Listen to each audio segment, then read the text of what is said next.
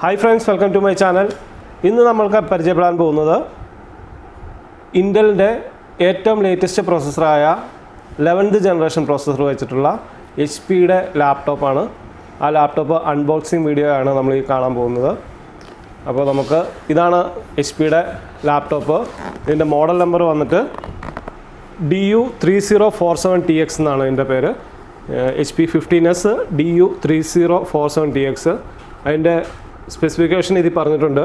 Intel core i5 11th Gen 1135G7 processor, 256 GB solid SSD ഉണ്ട്, 1 TB hard disk ഉണ്ട്, DVD drive ഇല്ല, Windows 10 ഒറിജിനലാണ്, 3 cell ബാറ്ററിയാണ്, 8 GB RAM DDR4 RAM ഉണ്ട്, 15.6 full HD IPS panel LED display ഉണ്ട്, GeForceൻ്റെ graphics card 2 GB graphics card ഉണ്ട്, പിന്നെ അതുകൂടാണ്ട് ഫിംഗർ പ്രിൻ്റ് റീഡറുണ്ട്.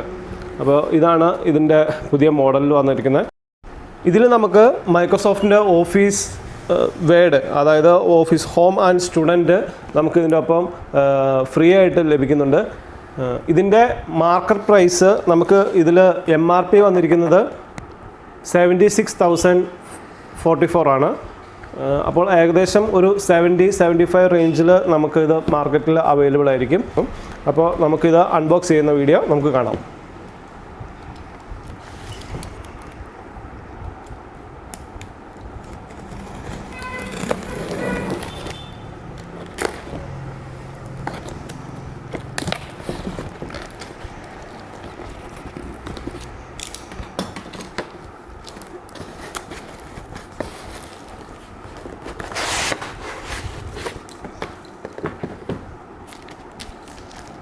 ഒരു മാനുവലുണ്ട്, ഇതിൻ്റെ ഒരു മാനുവലുണ്ട്.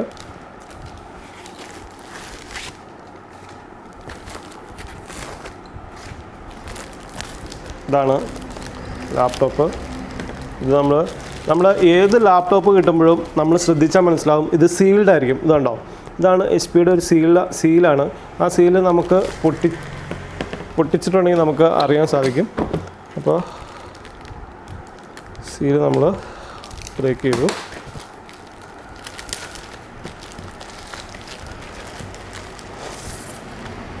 വിൻഡോസ് ഒറിജിനൽ ഉണ്ട് എന്നുള്ളതിനാണ് വിൻഡോസിൻ്റെ ലോഗോയും കാര്യങ്ങളും ഇതിൽ കൊടുത്തിട്ടുണ്ട്.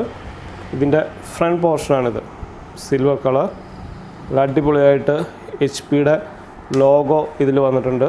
എച്ച് പിയുടെ എംബ്ലം നല്ല ഭംഗിയായിട്ട് എച്ച് പിയുടെ എംബ്ലം ഇതിനകത്ത് കൊടുത്തിട്ടുണ്ട്. സ്ലിം സൈസാണ്. നമുക്ക് ഇതിൽ ഒരു LAN port, HDMI port, C type പോർട്ടുണ്ട്, ഹെഡ്സെറ്റ് കുത്തുന്ന പോർഷൻ, പിന്നെ 2 USB പോർട്ടുണ്ട്, നമ്മുടെ കാർഡിൻ്റെ ഒരു സ്ലോട്ടുണ്ട്. നമുക്കിത് ഓപ്പൺ ചെയ്യാം.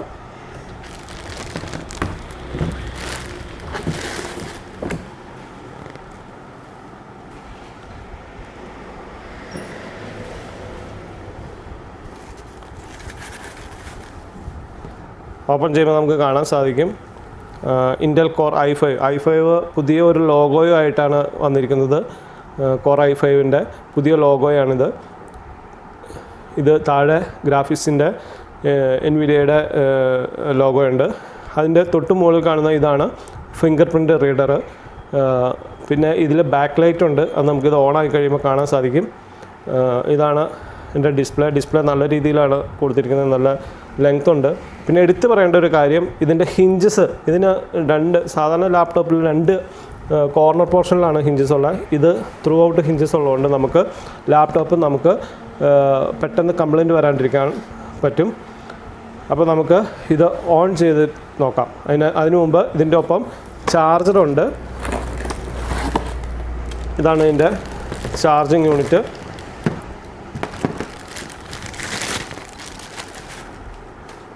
$65 ചാർജറാണ് നമുക്ക് ഇതിൽ യൂസ് ചെയ്യുന്നത്. ഈ പിന്ന് ഇതിൽ കണക്ട് ചെയ്യുക.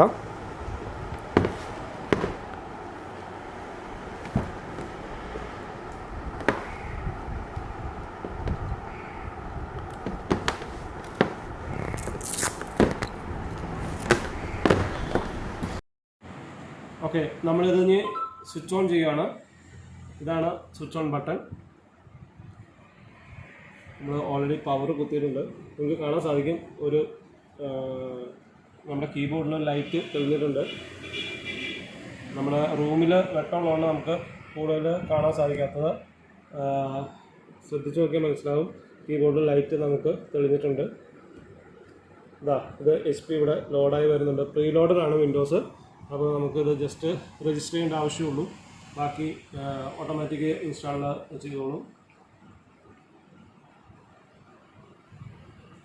Cortana, and I'm here to help. A little sign in here, a touch of Wi-Fi there, and we'll have your PC ready for all you plan to do. Use your voice. Set to India. Is that right? Okay, നമുക്കിവിടെ region select ചെയ്യാനാണ് ചോദിച്ചേക്കണത്. Automatically നമ്മൾ ഇന്ത്യയിൽ നിന്ന് മേടിച്ചേക്കുന്ന laptop ആണെങ്കിൽ നമുക്ക് India automatic വരും. അപ്പോൾ ഒന്നുകിൽ നമുക്ക് ഇന്ത്യ എന്ന് നമുക്കിവിടെ പറയാം, അത് നമ്മുടെ ഇത് വോയിസ് ഡിറ്റക്റ്റ് ചെയ്യും. അല്ലെങ്കിൽ നമുക്ക് മൗസ് പോയിൻ്റർ ഉപയോഗിച്ച് ഇന്ത്യ നമുക്കിവിടെ സെലക്ട് ചെയ്യാം. ആൻഡ് യെസ് എന്നുള്ളത് കൊടുക്കുക. നമുക്കിനി കീബോർഡ് സെലക്ട് ചെയ്യാനാണ് പറഞ്ഞേക്കുന്നത്. ഒന്നുകിൽ ഇംഗ്ലീഷ് ഇന്ത്യ അല്ലെങ്കിൽ US ഏത് കീബോർഡ് വേണമെങ്കിൽ നമുക്ക് ചൂസ് ചെയ്യാം. അപ്പോൾ നമ്മൾ ഇംഗ്ലീഷ് ഇന്ത്യ കൊടുത്തു, അതിനുശേഷം യെസ് എന്ന് കൊടുത്തു. അതർ കീബോർഡ് ലേഔട്ടാണ് ചോദിച്ചേക്കുന്നത്, നമുക്ക് അതിൻ്റെ ആവശ്യമില്ല, സ്കിപ്പ് കൊടുത്തു. നമുക്ക് നെറ്റിലേക്ക് കണക്ട് ചെയ്യാനുള്ള ഓപ്ഷനാണ്. അപ്പോൾ നമുക്ക് നെറ്റ് ഉണ്ടെങ്കിൽ നെറ്റ് നമുക്ക് സെലക്ട് ചെയ്യാം. അതല്ലെങ്കിൽ ഐ ഡോണ്ട് ഹാവ് ഇൻ്റർനെറ്റ് എന്നുള്ള ഓപ്ഷൻ നമുക്ക് ചൂസ് ചെയ്യാം. അതിനുശേഷം നമുക്ക് പിന്നീട് നമുക്ക് രജിസ്റ്റർ ചെയ്താലും മതിയാവും. ഞാനിപ്പോൾ ഐ ഡോണ്ട് ഹാവ് ഇൻ്റർനെറ്റ് എന്നുള്ള ഓപ്ഷൻ സെലക്ട് ചെയ്തു. ഇവിടെ 2 ഓപ്ഷൻ വരും. അഡ്വാൻസ് ഫീച്ചേഴ്സ് ആണ്. ഒന്നുകിൽ കണക്ട് ചെയ്യാം, അല്ലെങ്കിൽ കണക്ട് വിത്ത് ലിമിറ്റഡ് സ്റ്റെപ്സ് നമുക്ക് കൊടുക്കാം. അപ്പോൾ നമുക്ക് നെറ്റ് ഉണ്ടെങ്കിൽ അത് കണക്ട് ചെയ്ത് നമുക്ക് യൂസ് ചെയ്യാം, നേരെ പോകാം. അതല്ലെങ്കിൽ നമുക്ക് ഈ രീതിയിൽ നമുക്ക് ഓപ്പൺ ചെയ്യാം.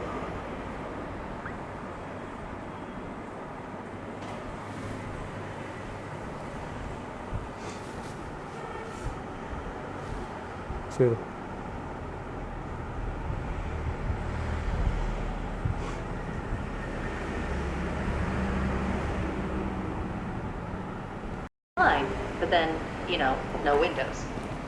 ഇതിൽ വിൻഡോസ് 10ൻ്റെ ഒരു ലൈസൻസ് എഗ്രിമെൻ്റ് ആണ്.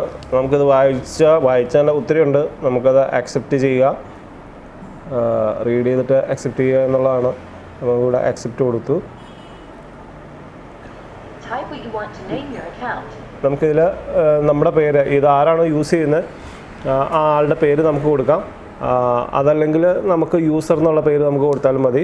ഞാനിപ്പോൾ ജസ്റ്റ് ഇതിൽ യൂസർ എന്നുള്ള പേര് കൊടുക്കുകയാണ്. അതിനുശേഷം നമുക്ക് വേണമെങ്കിൽ പിന്നീട് മാറ്റാം. ക്യാപ്സ് ലോക്ക് ഓൺ ചെയ്തിട്ട് യൂസർ. ഇതിൽ നമുക്ക് പാസ്വേഡ് നമുക്ക് വേണമെങ്കിൽ സ്റ്റാർട്ടിങ്ങിൽ തന്നെ കൊടുക്കാം. പാസ്വേഡ് കൊടുത്തിട്ടുണ്ടെങ്കിൽ നമുക്ക് നമ്മുടെ വിൻഡോസ് ലോഡ് ചെയ്യുന്നത് വരുമ്പോൾ നമുക്ക് പാസ്വേഡ് ചോദിക്കും. ഇപ്പോൾ ഞാൻ പാസ്വേഡൊന്നും കൊടുക്കുന്നില്ല, അപ്പോൾ ബ്ലാങ്ക് ആയിട്ട് കിടന്നോളും. നെക്സ്റ്റ് പോവാണ്. വീണ്ടും ഒരു പ്രൈവസി സെറ്റിങ്സ് ആണ്. അതിൽ അക്സെപ്റ്റ് കൊടുത്താൽ വെച്ചാൽ മതി. ഇതിൽ നമുക്ക് ഓഫ് ചെയ്യണമെങ്കിൽ ഓഫ് ചെയ്യാം. ഇവിടെ ക്ലിക്ക് ചെയ്തിട്ടുണ്ടെങ്കിൽ ഓരോന്ന് ഓഫ് ചെയ്യാം. ഇപ്പോൾ നമ്മൾ ഓട്ടോമാറ്റിക് ഡിഫാൾട്ട് കിടക്കുന്നത് അതേപടി കിടക്കുന്നു. അക്സെപ്റ്റ് കൊടുക്കുന്നു. ഓൾമോസ്റ്റ് നമ്മുടെ എല്ലാം ഡൺ ആയിട്ടുണ്ട്. ഇവിടെ വീണ്ടും ഒരു ഇത് ചോദിച്ചിട്ടുണ്ട്, അക്സെപ്റ്റ് കൊടുക്കുന്നു. ഇത് നമുക്ക് രജിസ്റ്റർ ചെയ്യാൻ വേണ്ടിയാണ്.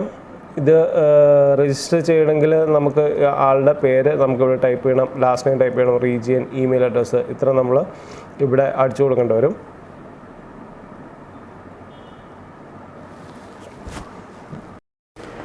ഓക്കെ, നമ്മൾ യൂസർ നെയിം കൊടുത്തു, ഫസ്റ്റ് നെയിം കൊടുത്തു, ലാസ്റ്റ് നെയിം കൊടുത്തു, റീജിയൻ സെലക്ട് ചെയ്തു, അതിനുശേഷം ഇമെയിൽ ID അടിച്ചു, അതിനുശേഷം നെക്സ്റ്റ് കൊടുത്തപ്പോൾ വന്നതാണ്. ഇതിപ്പോൾ ഓട്ടോമാറ്റിക്കലി നമ്മൾ സിസ്റ്റം ഇൻസ്റ്റാൾ ചെയ്യുകയാണ്. This my take several minutes എന്നാണ് പറഞ്ഞത്. അതായത് കുറച്ച് നേരം എടുക്കും. ഓൾമോസ്റ്റ് നമ്മൾ ഇതായിട്ടുണ്ട്, ഫിനിഷ് ആയിട്ടുണ്ട്. നമ്മുടെ ഡെസ്ക്ടോപ്പ് സ്ക്രീൻ തെളിഞ്ഞു വന്നിട്ടുണ്ട്. ഇതാണ് വിൻഡോസ് 10ൻ്റെ ഡെസ്ക്ടോപ്പ് സ്ക്രീൻ എന്ന് പറഞ്ഞിട്ടുണ്ടെങ്കിൽ.